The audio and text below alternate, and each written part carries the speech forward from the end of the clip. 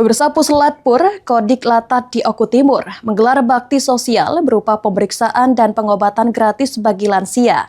Kegiatan ini bertujuan meningkatkan kesehatan dan kebugaran warga lanjut usia melalui layanan medis serta senam bersama. Dulu teh manis, gulanya masih kurang ya, ditambah lagi gula.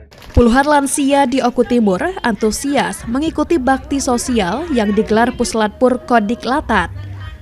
Para peserta mendapatkan pemeriksaan tekanan darah, cek gula darah, konsultasi kesehatan, hingga pengobatan dan obat gratis.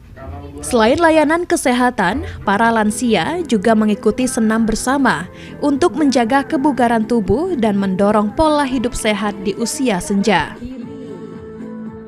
Bulan-bulan ini adalah bulan lansia, jadi kita memang benar-benar fokus ke lansia, kemudian kita mengecek gula darah, kita mengecek kolesterol supaya meyakinkan mereka bisa tetap sehat dan bugar. Melalui kegiatan ini, Puslatpur Kodik Latat berharap dapat meningkatkan kepedulian masyarakat terhadap pentingnya menjaga kesehatan hingga usia lanjut. Francisco Ari Karuana, PAL TV.